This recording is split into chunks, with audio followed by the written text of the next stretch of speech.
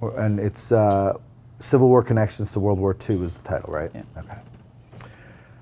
Hello, everybody, and welcome to this CWI edition of Addressing Gettysburg. And today we are here with our friend Doug Douds. Dud Douds. Let me try that again. I don't want to introduce you as Dud. Because you were anything but a Dud. I appreciate that. Yeah. Lewis Trot. Very good. All right, Lewis Trot, yeah. Ralph didn't call you Lewis downstairs, did he? No. When he came up to you? Okay, good. Just want to make sure. Hey, everybody, welcome to this CWI 2025 edition of Addressing Gettysburg. And we're here with our friend Doug Douds. And today we are talking about Civil War connections to World War II, which was a talk that Doug just gave downstairs. And it was really good. And so we said, Doug, get your ass upstairs. We're going to talk about this today. So, Doug, thanks for coming. No, I'm happy to be here. All right, so Civil War connections to World War II. The reason I love this is, and I'm jumping to the end here, but you give a point, like 80 years seems to be this magic number in history. Not just American history, but history in general, right? Why do you think that is? So first, explain what you mean by that, and give us the examples. And then why do you think that is? Yeah, so I guess the point I try and make is when we compare the Civil War generation and World War II generation, the World War II generation, I would make the case, is a Civil War generation. Their focus is the Civil War. But if you go back to the Civil War, when Abraham Lincoln says 407 years ago, he's referencing the founder. Yeah. When he's talking to the founders, the Civil War generation thought the greatest generation was the founding generation. Like those guys, they threw off the yoke of the worst empire on earth. They created this great experiment out of the ether. So that was the greatest generation. When you get to middle of World War II, if you go, or from the end of World War II to today, that's another 80 years. So what it would suggest is about every 80 years, our nation faces some existential cataclysmic event that requires another generation to rise to the occasion. Because every one of those in our past, at least, has been at one point considered the greatest generation. Now, is this something that meets out in world history with other nations, or is this just really a uniquely American thing? Yeah, so there are some theorists out there that play with this idea. 80 years is a biblical generation. So some people will break that 80-year segment up into 4 20-year segments, and that there are characteristics of each of those 20 years, and then that cycles back around. Or 4 if you will. Nicely played. Thank you. So, but there are some theorists that say, hey, there are, if you subdivide that 80 years, that there's 4 sub-generations in it, and that is cyclical, kind of no matter where you go. So there are multiple touchstones through this, and like I said, if you take it as a biblical generation and go from the end of one to a next, it would seem that each generation must go through this cycle. This might not be the same thing, but I was talking to my dad the other day, and we were talking about this business back in Jersey that had been there since the 30s. I won't say the name of it. God forbid anybody watches that actually has anything to do with it. But it was started by these 2 guys. They were pals. And they had this little cabin at an intersection, which at the time was on a road that you would take on the way to your vacation house further out in New Jersey. Okay, now it's just all built up, right? But they sold hot dogs in this tiny little cabin. It was like a shed. And then it did really well, and they built a bigger building. I'll say the name of it. It's not in business anymore. It's called Pal's Cabin, okay? And they ran it, and then the next generation took the business over. And then they ran it and into my childhood, and then eventually their children ran it. And then it fell apart. Yeah. And it wasn't exactly 80 years, but it was close. It was close to 80 years, actually. So I wonder if it's, and it kind of is married with that, what is that whole thing about, weak men make bad times make, how's that go? I don't have that one. Somebody in the audience know that one? Oh, come on. Strong men make good times make weak men. Strong men make good times make weak men make bad times, okay? And I think when you get to the grandchildren, that's the bad times, because the strong men started it, right? The next one, they had the good times. They were able to do that. But by the time you get to the grandchildren, and this is no offense to the Pal's Cabin people, I'm sorry, I hate to use that as an example, but it was Yeah. just something fresh in my mind. Well, so but do you it think also- it's that too? Well, so it is in the same sense of, we're all looking around and we see the end of what we call the greatest generation, right? When Yeah. we will be I would argue we're going to be a worse society when the greatest generation pass. Right. They just give us so much more. The idea of they went through the Great Depression, they went through the most cataclysmic man-made event on earth, World War II, and they survived that. They created a world that we live in. And when that perspective is gone, we are a bit adrift. You can see this happen in other countries, whether that's Germany or Japan or even the Soviet Union, as that old generation goes, that suffering was a long time. It wasn't us. We didn't do that. We're not responsible for that. And so now all of a sudden you start to see there's different attitudes that we haven't seen for, I don't know, about 80 years. Mm-hmm.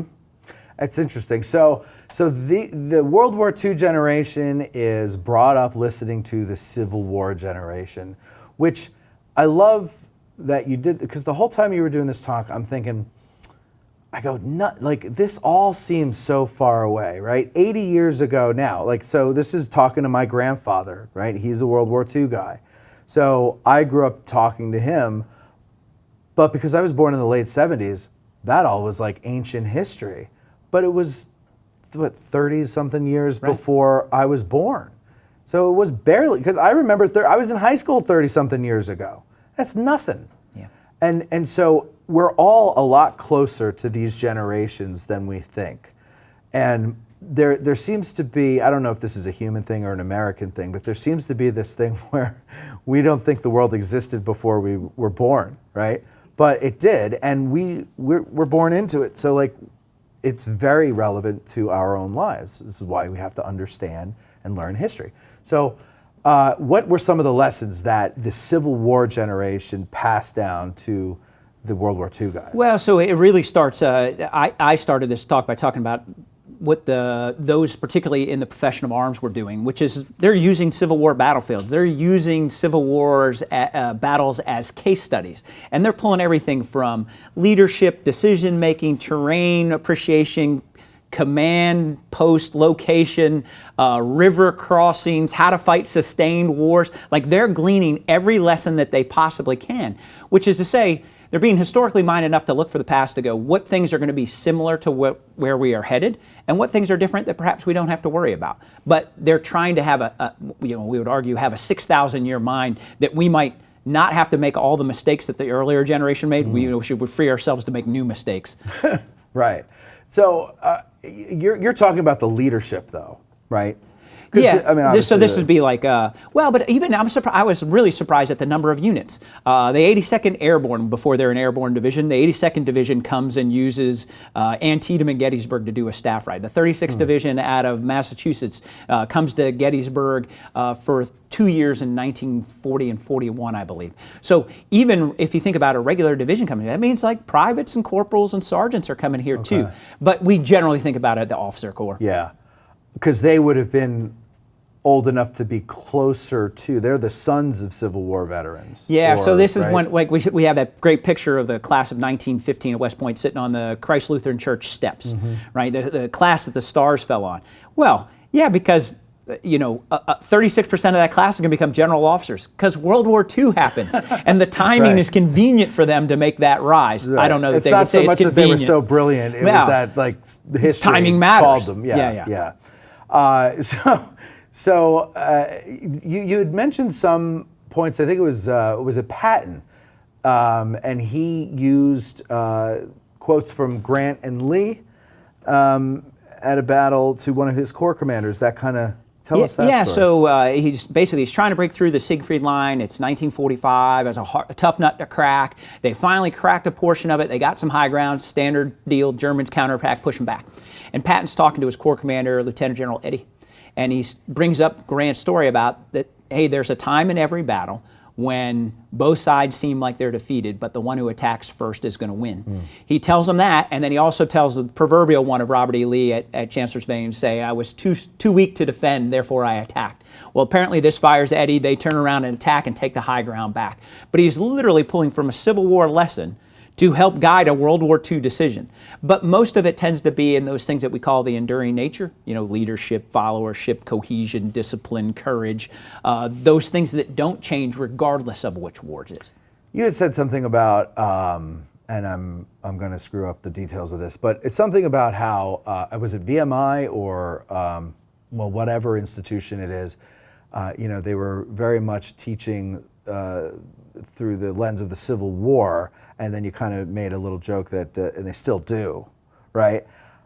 Well, what happened to they didn't learn any lessons during the Indian Wars. They didn't learn any lessons during the Spanish-American War, World War I. It's just Civil War to... Yeah, no, it's a good point, right? Because what it really says is, did they glean any lessons from World War I? Absolutely. They definitely did. And many commanders that were in World War I would fight in World War II. So they did, and that's one, closer in time and also technologically closer. Yeah. Rapid fire artillery, the birth of aircraft in combat. So those lessons would have been more immediate. However, when you think about what they had access to back here in the United States, they could go to Civil War battlefields. They could go walk that ground. They can't go, it's a pretty hard get to go walk over in France. Yeah, okay. So to visit the battlefield, to walk the ground, to see the terrain and develop that eye, there is a very tangible piece to doing those staff rides that they had access to. And oh, by the way, they're surrounded by it. Civil War veterans are everywhere. They're in your house. They're in your community. You see them all the time. And so I think there is a proximity that says, hey, we could glean lessons from that because it's available. Another thing that is interesting are the descendants of Civil War veterans. I mean, probably most famously, there's George Patton, right? He had a grandfather and great uncle? Yeah, so his grandfather and his great uncle, yeah, so one of them is killed at Third Battle of Winchester in 1864. That's his dad. And then his dad's brother commands 7th Virginia here at Gettysburg, is killed during picket charge. Well, actually mortally wounded, brought back here to Gettysburg College, and that he expires while he's here. I saw one of their graves down in Winchester, or both of them. Are they both in They're Winchester? both buried down. Yeah. They're both buried in the same place. Yeah, right, the same grave. Oh, I don't know. Or not, same plot, same area of the cemetery? I haven't been there. Oh, okay. My friend Casey took me down there. You know, Mike? They're in the same area. Same area. I mean, it definitely in the same cemetery, but I mean, I felt like they were like right by each other. But I was also drunk, so I could have imagined it. We just went through. We like to go to cemeteries when we drink too much. Okay, so who are some others besides? Well, the one we normally bring up is Arthur MacArthur. Just because it sounds funny. It does, and he is awarded the Medal of Honor for his actions at Missionary Ridge, becomes a colonel at the age of 19. We know his son, Douglas MacArthur, then will be massively awarded in World War I and becomes a brigadier by the time he's 28.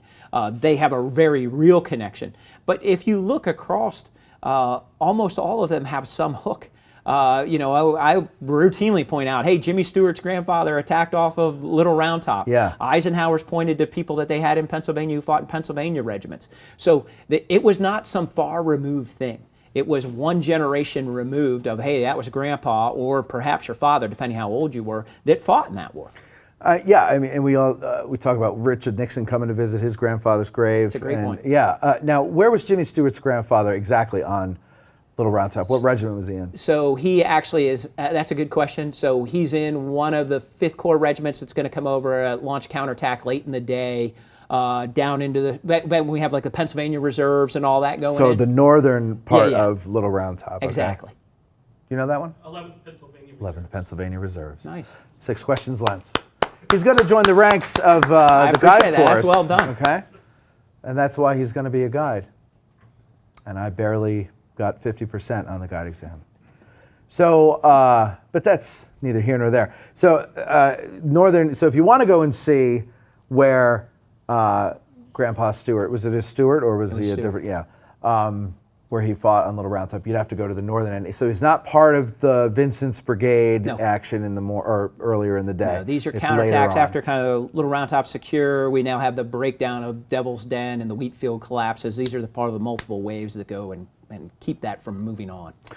So what do you think when you're researching all this stuff? I mean, first of all, what made you put this topic together? It's an interesting question in the sense of it really came to me when I was visiting Normandy. Okay. So I'm at the cemetery at Saint Laurent, which is just over the beaches at Omaha. And I'm up at the top. I'm looking at the statue in the middle of it, which is the Spirit of American Youth Rising for the Waves, sculpted by Donald DeLue. And I'm like, he does Louisiana, he does Mississippi. That's fascinating. Interesting linkage. And then I looked at the base and it says, my eyes have seen the coming of the glory of the Lord, which is the battle hymn of the Republic. They could have put anything around that monument. But what they chose was the battle hymn of the Republic. That World War II generation was a Civil War generation. Yeah. And you can't help but just come off the beach and having seen the 29th, the Blue and Gray Division land there, you go, it was all around them. It's still all around them.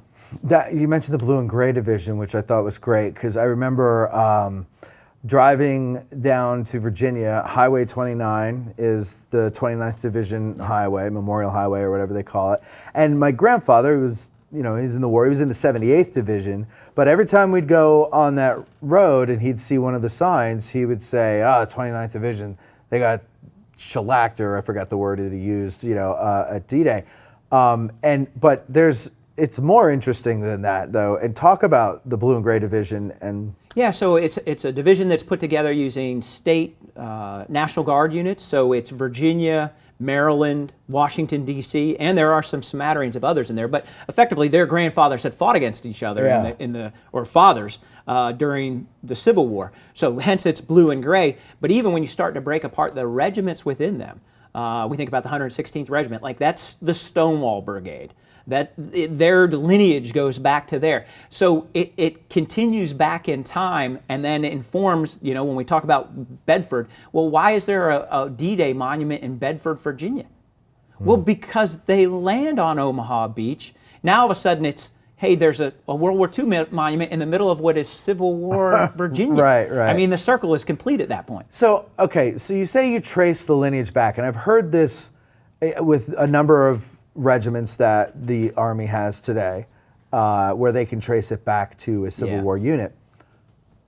How, especially with a Confederate unit? So how do you get a United States Army unit that's got some different number designation than whatever its Civil War ancestor was, right? Like, yeah, this is a very difficult question in the sense of, especially as the Army has changed over time. Right. Even when we look at these divisions, sometimes they were made up of different regiments in World War I. But by World War II, they have these regiments in them. Right. Even now, the Army has, I won't say really struggled, but they have worked with quite a bit of effort to try and maintain lineages that have gone back in time. But as they've shrunk in size, we've inherently gotten rid of regiments. Sure. So how do we keep the lineage alive that history is not lost? And so it becomes difficult because you end up looking at a modern regiment, but you go back and go, oh, that was the 9th Massachusetts back in the day. It was? Well, yeah, hang on. It's a little easier with U.S. regular regiments, that but makes less sense so to me. with National Guard ones. That's what I'm saying, and especially Confederate ones, like you said, to the Stonewall Brigade, the 116th goes to the Stonewall Brigade? Yeah. Well, how? Yeah. After the war's over, the Stonewall Brigade's not there anymore. So we have to you almost have to go back to like the company level where you start to talk about like, okay, there's a National Guard company that's in Bedford, Virginia, that was there then, they recruited a company from there, and so these bonds and the tracking of lineage over time can be a bit of a messy affair. But nonetheless, the point is almost moot. The idea that they did trace their lineage back to go, here's where we came from. They knew that. That's interesting. Doug, I don't want to take any more of your time. There's so much to do here at CWI, so thanks again for coming. Thank you very much for having me. Always a pleasure to talk to you, Doug. Likewise. All right, thank you. And we'll see you next time. Go ahead.